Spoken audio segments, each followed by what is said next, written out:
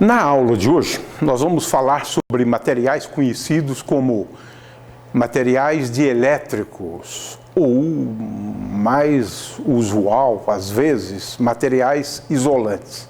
Mas dielétricos é uma palavra mais apropriada.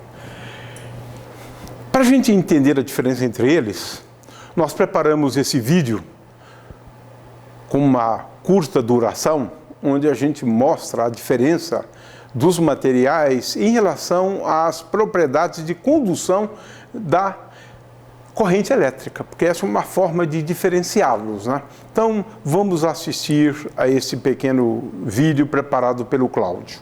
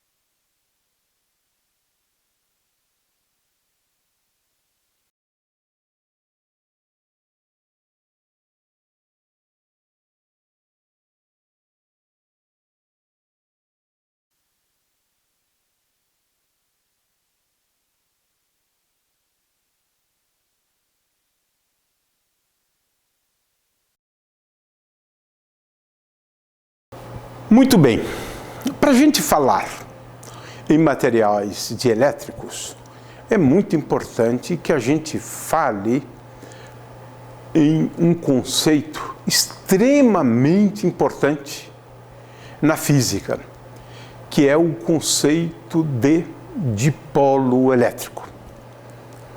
No caso de um condutor, nós temos elétrons que se movem dentro do material com uma enorme facilidade.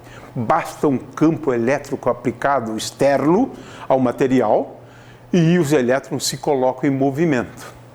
No caso de um material dielétrico, cada átomo ou cada molécula que compõe, que constitui esse material, haverá de adquirir um momento de dipolo elétrico. É por isso que o conceito de dipolo elétrico é tão importante nas ciências de uma maneira geral, né?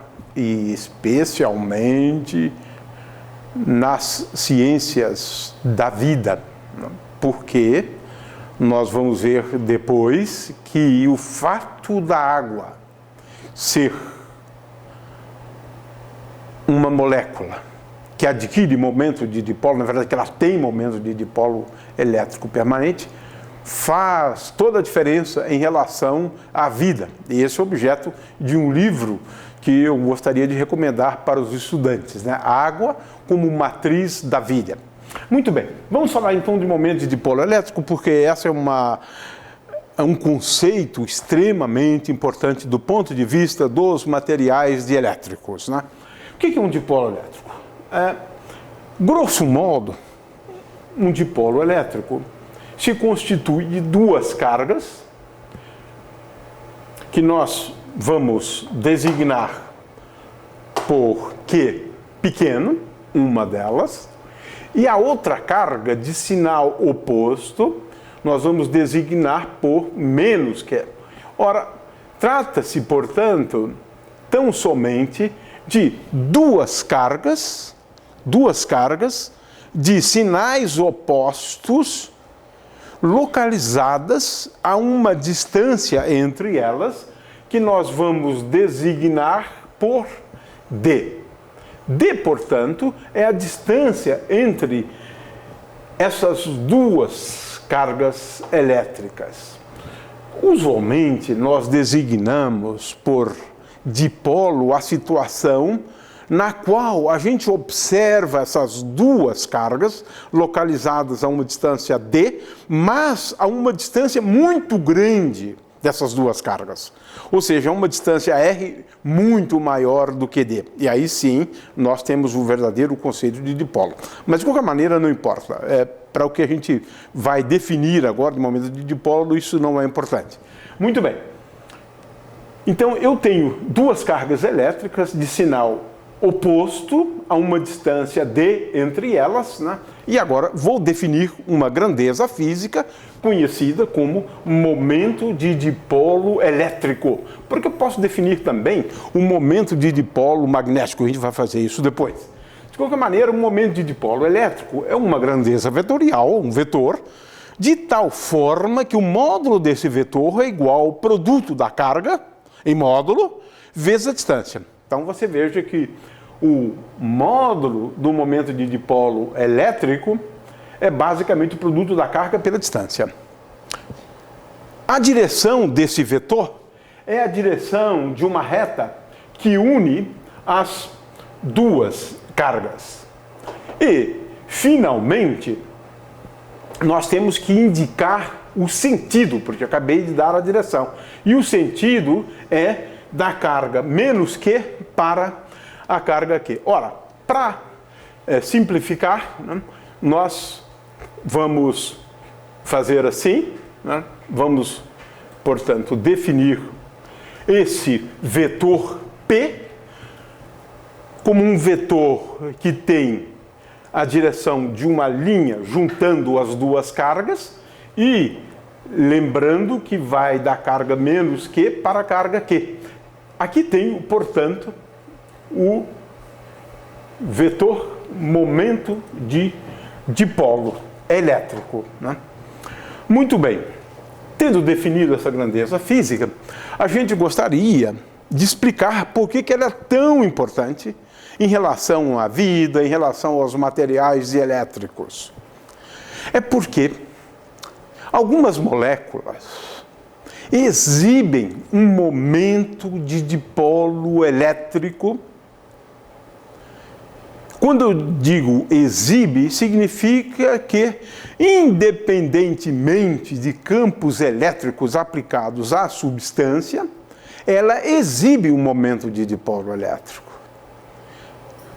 Nesse caso, né, nós denominamos tais moléculas de moléculas polares. A água é uma molécula polar, e isso é muito importante que a gente entenda, se a gente quiser entender as propriedades da água.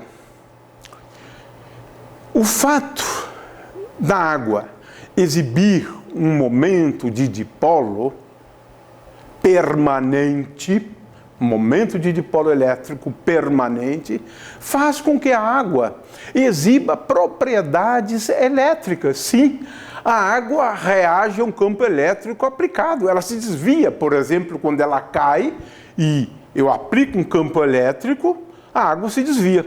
Para isso, vamos ver esse vídeo, para que a gente entenda as propriedades elétricas que a água exibe.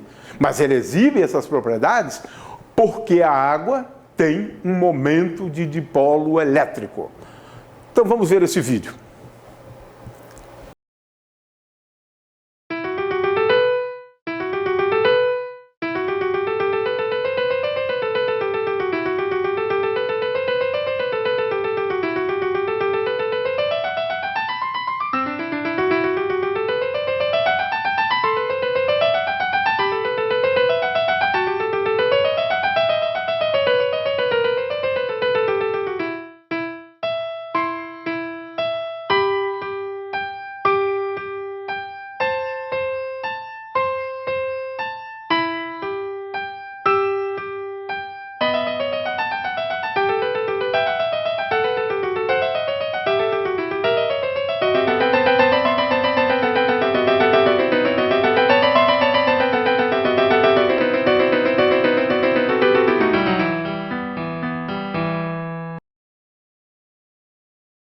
Muito bem, esse vídeo vem a propósito de uma coisa muito interessante, como eu mencionei antes, tem aqui o livro, né, chamado A Água, né, a Matriz da Vida, uma biografia da água, onde se reforça o papel fundamental da água como matriz da vida, mas porque a água exibe um momento de dipolo permanente, e isso faz com que a água seja um solvente universal.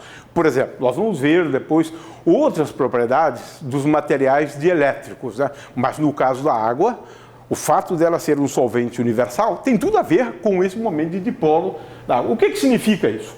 É que numa certa região do espaço, é como se houvesse numa certa região do espaço mais cargas positivas numa certa região do que cargas negativas. É como se houvesse, na verdade, uma carga que aqui, que nós denominamos anteriormente de que, e aqui menos que, efetivamente. É como se houvesse, né? O fato da água ser uma substância polar indica isso.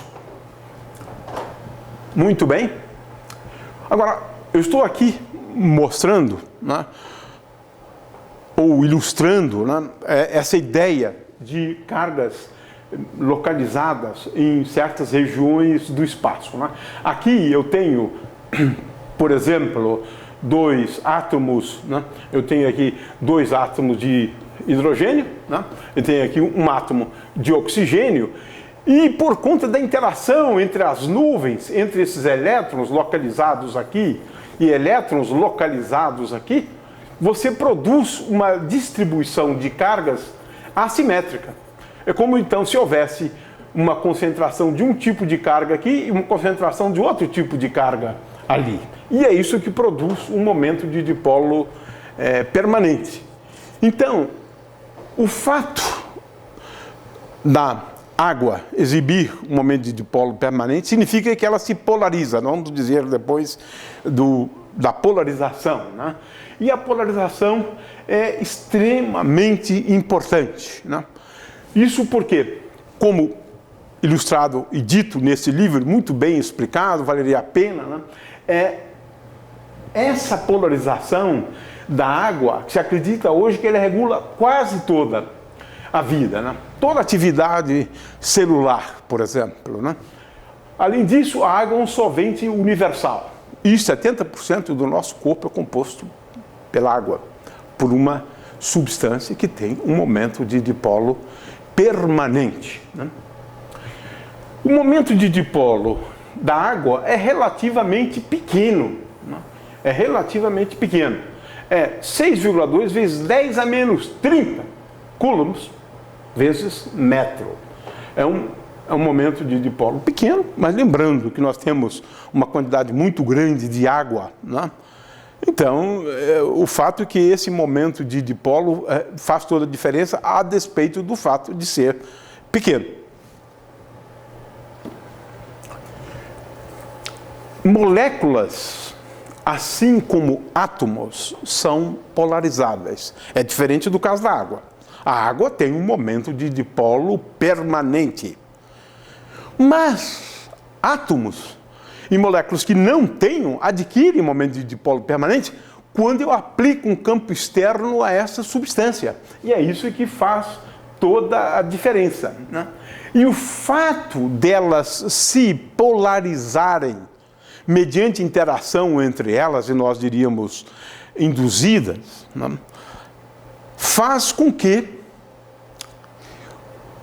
a interação entre átomos, por exemplo, de um gás, venha a promover a liquefação.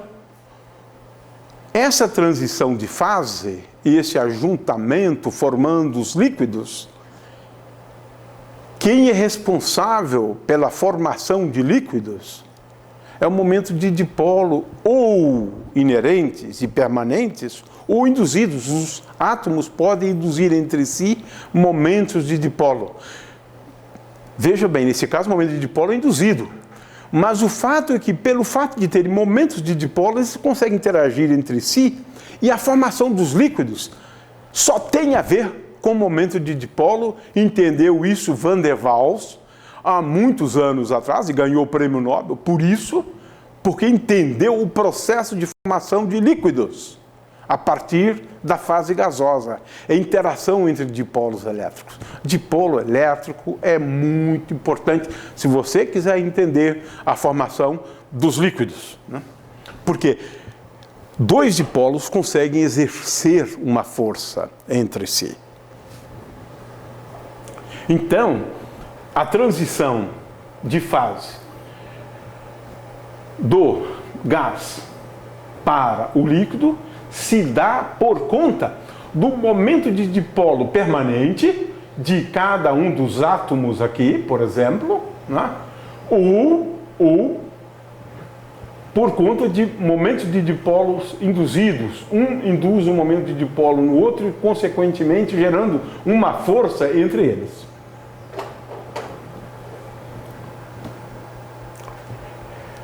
Veja só que coisa curiosa, né? Dois átomos muito próximos, como dois átomos de hidrogênio, a despeito de, quando eles estarem longe um do outro, o centro de cargas positivas e o centro de cargas negativas, a nuvem eletrônica, praticamente esses dois centros de cargas coincidem. Mas, quando eles estão próximos uns dos outros, o que acontece é que se eu tenho dois átomos próximos do outro, essa nuvem vai ser atraída em direção a esse centro de cargas positivos e ele fica ligeiramente deslocado. Então, aqui eu tenho um momento de dipolo que está nessa direção e aqui eu tenho um momento de dipolo que está nessa direção. E esses dois momentos de dipolo, no caso de um gás contendo hidrogênio, repentinamente você pode ter a aproximação, né, entre esses dois átomos ou entre duas moléculas, gerando o estado líquido. Tudo por conta da interação entre dipolos. E esses dois dipolos aqui são dipolos induzidos. Esse átomo induz um momento de dipolo nesse átomo e esse átomo induz um momento de dipolo naquele outro átomo. Por conta desses momentos de dipolo, você tem forças. Sim, existem forças elétricas entre dois momentos de dipolo. É curioso, porque nós estamos vendo o caso de átomos que são essencialmente neutros e, no entanto, existem forças elétricas entre eles, né?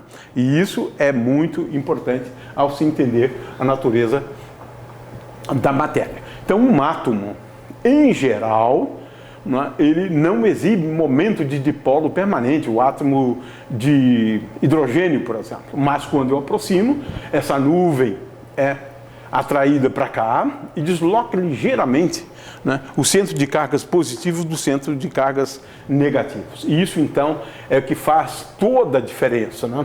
Esse conjunto de cargas positivas se desloca para cá, e o conjunto de cargas negativas, ou essa nuvem de elétrons, se desloca para cá, tendo, consequentemente, uma carga efetiva menos que aqui, né, e uma carga efetiva mais que aqui, gerando, portanto, um momento de dipolo. Isso acontece especialmente quando eu aplico um campo elétrico a um átomo, ou uma molécula também, né? O fato é que esse é um mecanismo de geração de momento de dipolo por parte de um átomo, quando eu tenho um campo elétrico aplicado ou quando os dois átomos se aproximam. É muito importante a gente entender um conceito, né, que é o conceito de polarização. O que é o conceito de polarização? Agora, nós estamos falando de coisas que são realmente importantes, né? E dizem respeito a um material como um todo, né? Polarização é basicamente uma grandeza vetorial que está associada, né, a quanto existe de momento de dipolo num elemento. Então, se eu tenho aqui um determinado material qualquer, eu tenho aqui um material, e eu considero nesse material um elementozinho de volume, né? Um elementozinho de volume que eu estou chamando de dV. Esse elemento de volume dV é tal que a polarização me dá a densidade de momentos de dipolo dentro da substância. O que significa isso? Nesse elemento de volume dV, eu tenho um momento de dipolo dP, que é igual a polarização vezes o volume. E isso me dá a ideia da polarização como sendo associada a uma certa distribuição de dipolos no espaço. Eu posso imaginar um momento de dipolo aqui, outro momento de dipolo aqui, outro momento de dipolo aqui, outro momento de dipolo aqui, outro aqui, e eu tenho uma densidade de momentos de dipolo elétrico. E essa densidade de distribuição de dipolos elétricos é conhecido do ponto de vista da física de polarização, né? Uma substância se polariza. Um caso relativamente simples é aquele no qual eu tenho um certo número de átomos, ou eu tenho um certo número N de moléculas num volume V.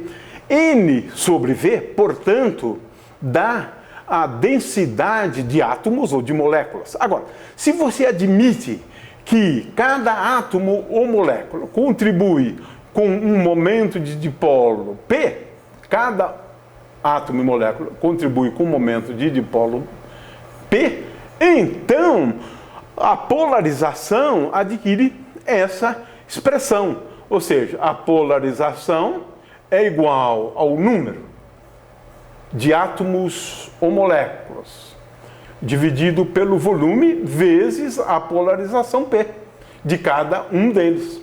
Então tem uma expressão aqui que é relativamente simples para a polarização. Veja só que a polarização, na verdade, fala da distribuição de momentos de dipolo. Aqui nós estamos admitindo uma distribuição de momentos de dipolo praticamente uniforme, né?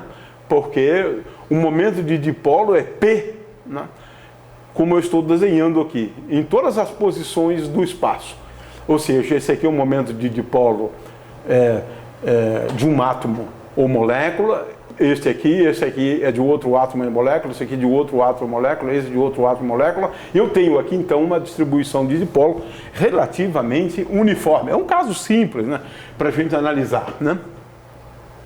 O fato é o seguinte, é que o que é essencial para a gente entender as propriedades de um dielétrico é que a existência de momentos de dipolo e a distribuição de momentos de dipolo, que nós estamos dando o nome de polarização, ela faz com que, efetivamente, do ponto de vista de um material qualquer que eu esteja imaginando, então eu tenho aqui um material qualquer, né, eu vou mostrar que a existência da polarização dentro dessa substância, né, dentro desse material, qualquer que seja ele, água, ar, não importa, desse material, né, ela é equivalente a uma distribuição de cargas dentro, que nós vamos denominar de ρP, onde ρP é a densidade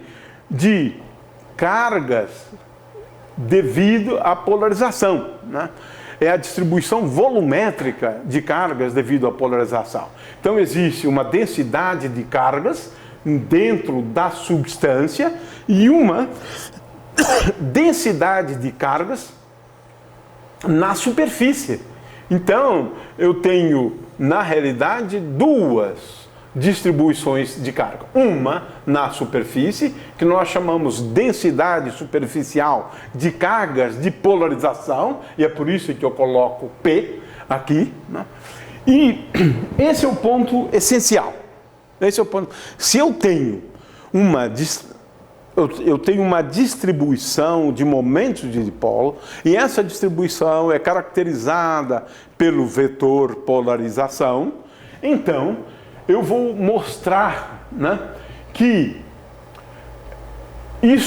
essa distribuição de dipolos é equivalente a uma densidade de cargas, que eu chamo de polarização, e uma densidade de cargas que eu estou chamando, essa aqui de polarização, e essa outra, densidade superficial de cargas de polarização. Essa é volumétrica e essa é superficial. Agora, é claro que a carga de polarização total, né, é igual a zero. Muito bem, eu poderia adotar um procedimento formal aqui, né, mas eu quero, em primeiro lugar, ilustrar esse conceito, né? Ou seja, se eu tenho uma distribuição de momentos de dipolo, é equivalente a essa figura aqui. Eu tenho um momento de dipolo aqui, tenho um momento de dipolo aqui, tenho um momento de dipolo aqui, um momento de dipolo aqui, e assim por diante. Eu tenho uma distribuição de momentos de dipolo. Nesse caso, essa distribuição não é uniforme, como aquela que eu apontei antes, né? Ela seria uniforme se a polarização apontar sempre na mesma direção. Sempre tiver o mesmo módulo, a mesma direção e sentido. Nesse caso aqui, essa distribuição não é uniforme. Aqui eu tenho uma distribuição, como eu indiquei nessa figura, estou ilustrando aqui, uma distribuição uniforme. Mas essa situação de distribuição uniforme não é o caso geral. O caso geral é esse aqui, por exemplo, onde a densidade ou de momentos de dipolo, que é a polarização, varia de ponto a ponto. Aqui é um valor, aqui outro valor e assim por diante. E é isso que significa P, né, variar com os pontos do espaço, x, y, z. Muito bem, eu tenho aqui um exemplo, voltando, né, àquele exemplo relativamente simples, né? Eu tenho uma situação onde a polarização é uniforme. É aquele exemplo que eu ilustrei antes, né? Então, nesse caso, né, a polarização é dada por essa expressão N sobre V vezes P. Mas P, né, momento de dipolo, é D vezes Q, que é essa expressão que eu tenho aqui. Ora, se eu pegar uma fatiazinha como esta aqui, né, uma superfíciezinha como esta aqui, de largura D e área A, então essa carga, né, vai ser dada por Q vezes N sobre V vezes A vezes D. E, portanto, dividindo pela área, eu tenho que a densidade de cargas superficial nessa superfície é igual a ΔQ, dado acima, dividido pela área. Ou seja, eu deduzi que a distribuição de cargas de polarização é igual à componente normal na superfície, essa que eu dividi aqui, essa superfície aqui, né? Eu tomei uma superfície de área A perpendicular a essas cargas, e uma distânciazinha D, o volume que eu tomei aqui é A vezes D. Né? Muito bem, o fato é que eu provei de uma maneira bastante simples que a densidade superficial de cargas de polarização, né, é igual a componente normal do vetor polarização. E a maneira de escrever isso é tomando o produto escalar da polarização vezes esse vetor N, normal à superfície. Então, efetivamente, se eu tenho um material, eu tenho uma distribuição de carga de polarização, digamos, negativa aqui, né? A gente poderia chamar de menos, né? E uma distribuição de cargas de polarização positiva aqui, né? Pensando agora nesse cortezinho aqui. Veja que eu tenho aqui praticamente só cargas positivas e aqui só cargas negativas. O fato que o efeito global de uma distribuição de momentos de dipolos que sejam uma distribuição uniforme é ter uma densidade de cargas de polarização, digamos, negativa nessa extremidade e de cargas positivas nessa outra extremidade. Essa é uma das conclusões às quais a gente pode chegar, né? E o fato é que no frigir dos ovos, o efeito global da polarização é produzir uma distribuição de cargas, digamos, negativas nessa superfície do material e uma distribuição de cargas positivas nessa superfície do material. Ora, o efeito disso é justamente um efeito de enfraquecer o campo elétrico. Um campo elétrico aplicado será enfraquecido. Então, esse é o resumo, né? Grosso modo, esse é o resumo do papel da distribuição de momentos de dipolo. Ou seja, se eu tenho aqui um campo elétrico aplicado, essa é a figura que eu tenho aqui, vejo um campo elétrico aplicado, e se eu inserir aqui dentro, não é, uma fatiazinha de um material dielétrico, aqui eu tenho uma fatia de material dielétrico, você vai ter a produção de cargas, né, de polarização, cargas associadas à polarização nessa superfície, cargas de polarização na outra superfície, mas essas aqui são de sinal negativo se o campo estiver nessa direção. Consequentemente, gera-se aqui, devido à polarização, um campo elétrico, sim, que nós podemos chamar de campo elétrico devido à polarização. Consequentemente, aqui no meio, você tem um enfraquecimento do campo elétrico devido à distribuição de cargas de polarização nas superfícies, né, desses materiais. Para a gente entender esse enfraquecimento do campo elétrico, eu vou agora mostrar, né, uma experiência bastante simples. Eu tenho as placas de um capacitor, né, e agora nós vamos inserir um material dielétrico entre as placas de um capacitor. Esse é um vídeo que o Cláudio preparou para a gente demonstrar esse efeito, né? O que vocês estão vendo é, na verdade, o enfraquecimento do campo elétrico no interior do condutor. Então, vamos ver mais esse vídeo.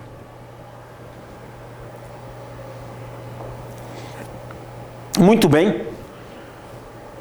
Eu já mostrei que se eu tenho uma distribuição de cargas elétricas na superfície, carga de polarização, é porque eu tenho uma distribuição de momentos de dipolo, né, dentro do material. Agora, se eu tenho uma polarização que não é uniforme, então pode-se mostrar, eu acho que não vale a pena ir a esses detalhes, né? Mas se pode mostrar que se a polarização varia de ponto a ponto, então surge uma distribuição de carga associada aos dipolos que é dada pela derivada parcial da componente x do momento de dipolo, dx, mais dpy, dy, mais dpz, dz. O que eu tenho aqui são derivadas parciais, né? Derivadas parciais da componente da polarização, né? Da componente x da polarização, eu divido parcialmente com respeito a x, somo com a derivada parcial da polarização, a componente y com respeito a y, e finalmente somo a derivada parcial da componente z da polarização com respeito a z. Essa é uma expressão para densidade de cargas associada à polarização, e agora eu tenho aqui um sinal menos, porque sinal menos aqui realmente faz toda a diferença. É claro que o que eu escrevi aqui é basicamente o que está escrito aqui, usando uma linguagem simplificada de divergente, mas isso não é importante. O que é essencial é o seguinte: se eu tenho dipolos distribuídos pelo material, pela água, por exemplo, isso é equivalente a uma distribuição de cargas, de polarização volumétrica, e uma distribuição superficial de cargas.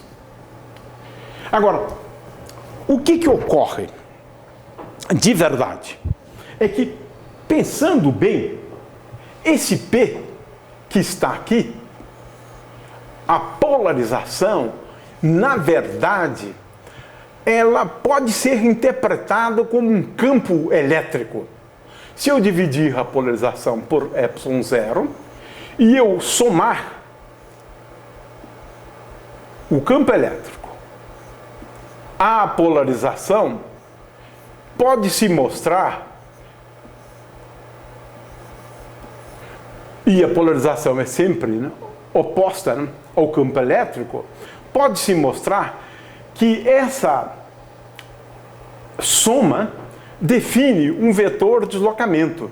E esse vetor de deslocamento ele é muito importante na eletrodinâmica, porque esse vetor de deslocamento ele está associado tão somente às cargas livres. E o campo elétrico está associado às cargas livres, mais às cargas de polarização. Então, se pode escrever, por outro lado, que E é igual a D mais menos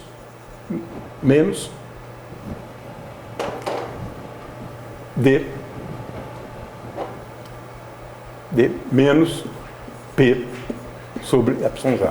Essa é a principal conclusão, mas o que importa é sempre pensar que a polarização dividida por ε0 age como se for realmente um campo elétrico. Se, além disso, eu escrever que a polarização é proporcional, essa grandeza física aqui é conhecida como susceptibilidade elétrica do meio, vezes ε0 vezes E, eu defini o D daquela forma lá em cima, eu vou concluir que o campo elétrico, porque é isso que importa na verdade, o que importa é que o campo elétrico, vejam bem, vamos olhar só para essa expressão aqui, o campo elétrico vai poder ser escrito, olha, o campo elétrico, eu vou poder escrever o campo elétrico dentro do material como sendo igual ao D sobre ε0, D sobre ε0, a partir dessa expressão, vezes K. Esse K tem o nome de constante dielétrica. K é igual à constante dielétrica. E eu posso relacionar essa constante dielétrica como sendo ε sobre ε0 igual a 1 mais que a susceptibilidade do material. Isso aqui você procura em tabelas, pode procurar em tabelas também a constante dielétrica de um material. O fato é o seguinte, vamos escrever isso assim, E é igual a E0, não é uma boa linguagem, porque esse E0 aqui é igual ao vetor de deslocamento dividido por ε0, onde esse E0 aqui é o campo externo aplicado pelas cargas externas, dividido por K. K é a constante dielétrica. Vocês viram naquela experiência o enfraquecimento do campo elétrico dentro de um material dielétrico por um fator que é a constante dielétrica. Então, esse é um papel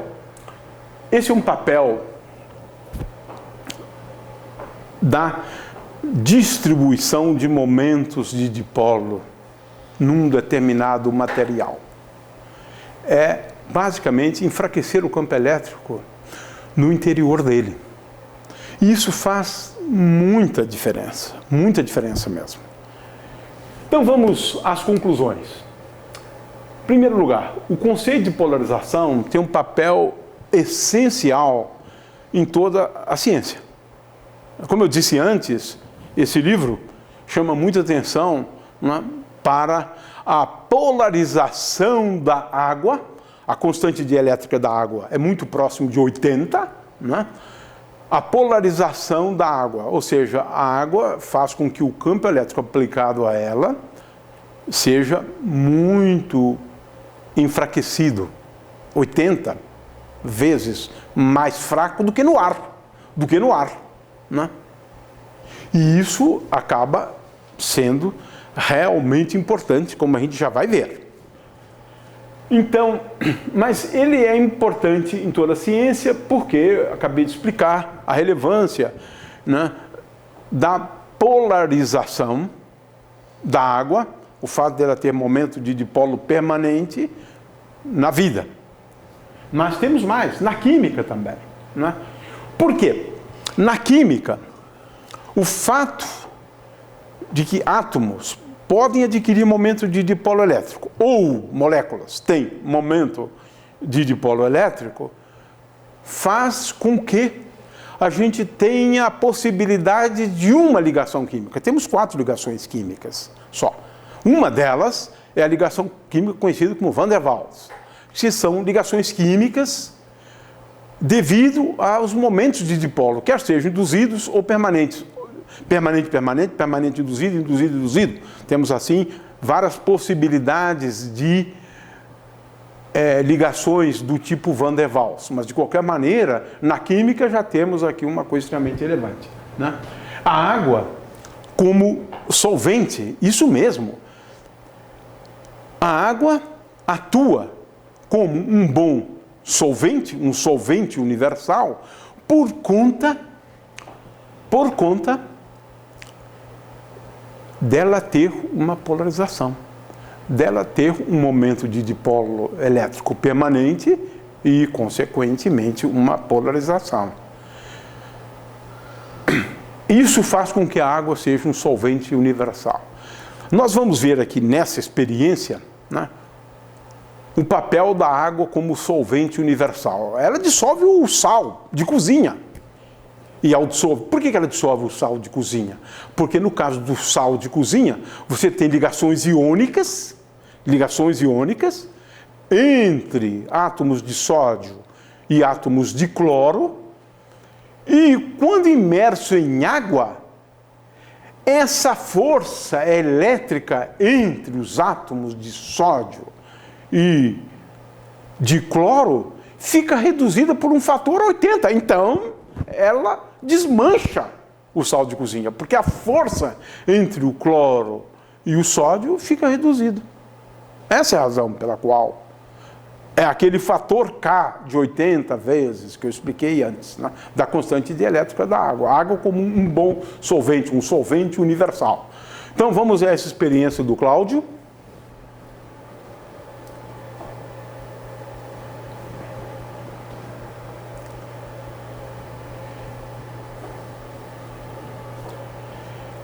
Finalmente, eu queria chamar então a atenção para esse aspecto, né, da polarização da água, né?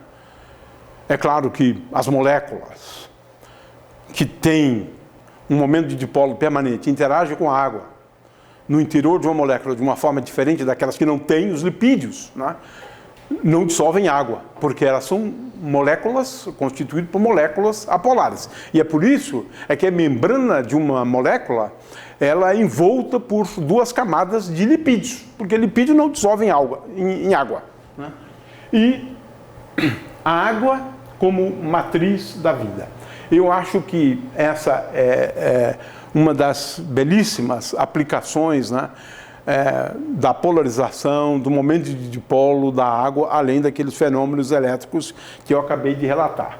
Também na transição de fase gás para líquido, no processo então de liquefação, né, porque essas forças são forças envolvendo substâncias ou átomos ou moléculas neutras, mas a despeito de serem neutras, elas conseguem exercer forças elétricas entre elas por meio da formação ou da indução de momentos de dipolo.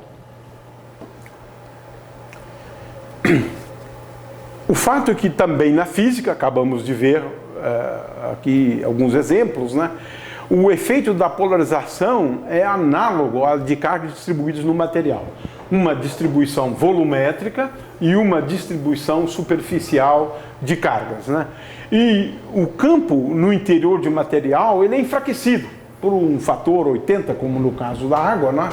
Que é dado esse fator pela constante dielétrica do meio, né? Então a constante dielétrica K é uma constante que caracteriza cada material e ela está relacionada à intensidade com que o material se polariza. Muito bem. Eu acho que com esses vídeos que nós acabamos de apresentar, eu agora dou por encerrada essa aula. Muito obrigado.